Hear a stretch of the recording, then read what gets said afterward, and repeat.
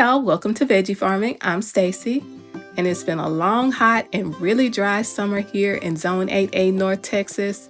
This forecast shows one of our hottest weeks this summer. So even under the shade cloth, I still ended up with a lot of crispy plants. So now that the temperature has started to break some, I'm going to show you all what the garden looks like here at the end of summer and a few of the changes I'm starting to make. In this bed, I had some cucumbers and melons that I started mid-summer. The cucumbers never actually gave me any fruit, so they'll be coming out. My Kajari melon was doing well until the critters got into it and destroyed it. And also, I started some more melons on this trellis over here, and they actually are doing pretty well. These are planted in ground. And so I had a Minnesota midget melon plant and another Kajari melon plant on this trellis. And as you can see, some of the melons are starting to form. And so after the critters got to that Kajari melon, I decided that I would wrap the others in a t-shirt to try to protect them while they were growing. Since the filming of this video, they got into every last one of these t-shirts and just ate the melons out of it. So that didn't work. So even though I grew Kajari melon this year, I still have not been able to taste it. I was able to save this Minnesota midget melon, and I tasted it. It's delicious, so I'll definitely be growing it again next year. I do have another Minnesota midget growing in over on this plant that I'm trying to save. As you can see, they took a bite out of this one and just left it. I guess it just wasn't ripe enough for them. Along this side of the fence, I have my in-ground flower bed and a couple of potted trees, my Miwa kumquat and my loquat tree, and they're still doing fine. And it's time for this giant sunflower to come down. I left it as long as I could because it was actually providing some shade to the other plants. But it looks horrible and it's time for it to come down. So that's one of my projects for today, is to get this giant dead sunflower taken down. So this sunflower had gotten pretty thick, so I had to pull out my snippers, and to cut the trunk of this sunflower, I actually had to pull out my Saker chainsaw to get it cut down. And it might be overkill, but I had on my hat, my shades, and my mask because this sunflower was full of bugs and I didn't want anything flying in my face. And here's one of my moringa trees that's starting to spring up now that it's no longer shaded by the sunflower. There's plenty of weeds everywhere. There was no weeding done in the summer. It's just too hot for that. And this is a Sahara rudbeckia flower. Beautiful pink flowers that have done well through the summer heat. These two beds are filled with peppers, and I covered them with shade cloth, and the plants still look really good. But of course, in the middle of summer, the production slows down, and then once it starts to cool off, they will produce again, but I didn't want to wait for that, so my son helped me out, and we got at least this first bed cleaned out and ready for fall. I know I mentioned that we didn't have much rain, but we went about 2 months with no rain. I don't have any irrigation, so I was just hand watering everything.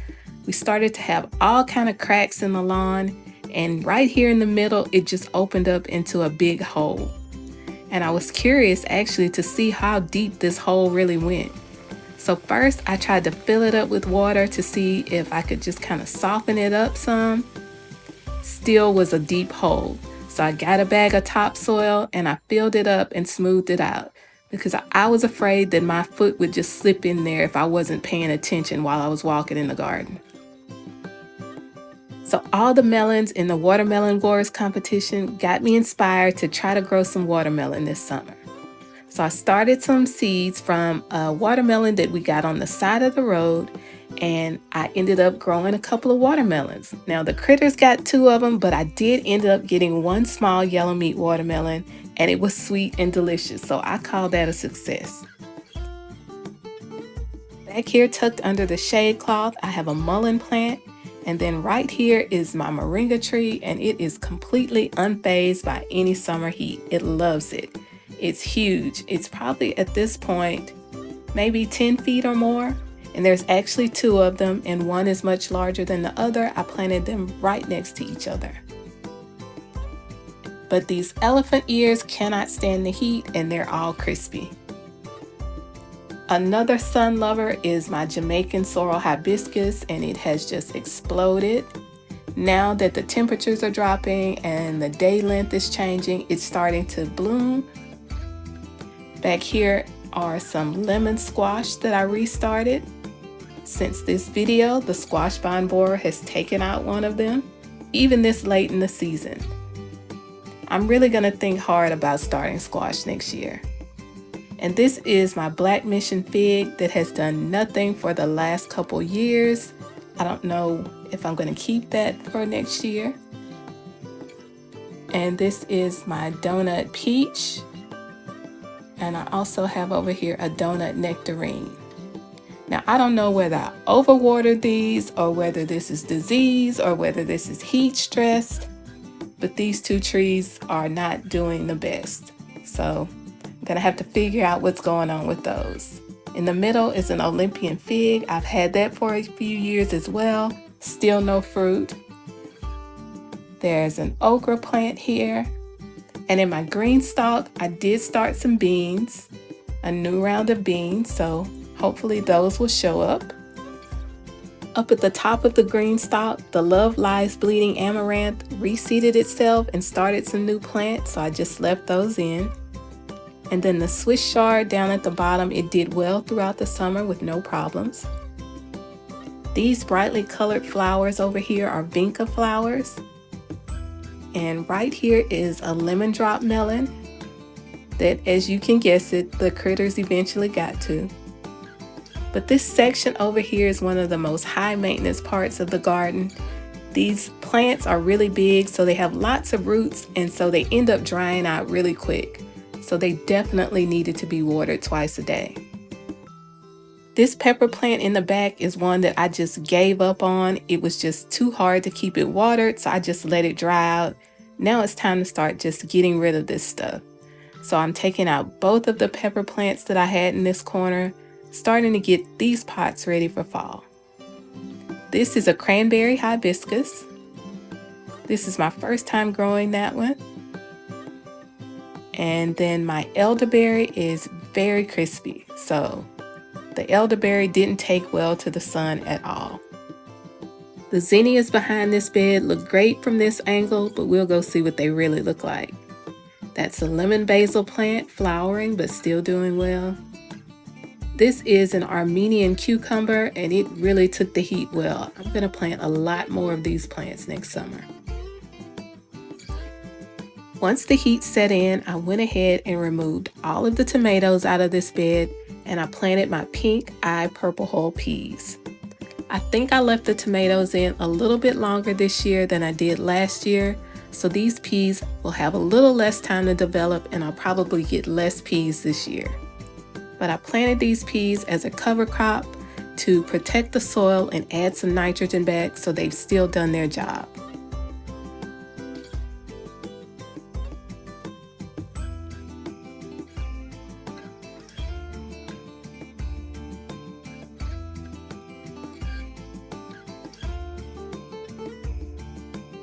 Right next to the trellis, I planted some miniature pumpkins called Casparita pumpkins.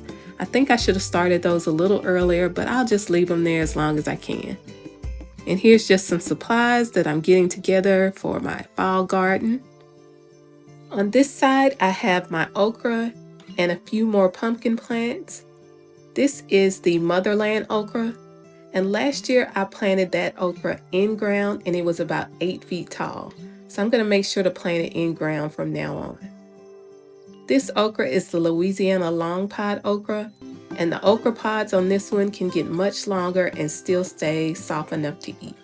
On this side of the bed, I have an echinacea plant that I'll be saving seed from. There's some cinnamon basil that's flowering, and there was a bait alpha cucumber that didn't do well at all in the sun. And this is what the other side of those zinnia plants look like, completely crispy at the bottom. Here's a moringa tree that's struggling in this pot. So this is what my garden is looking like after the extreme heat and drought of the summer.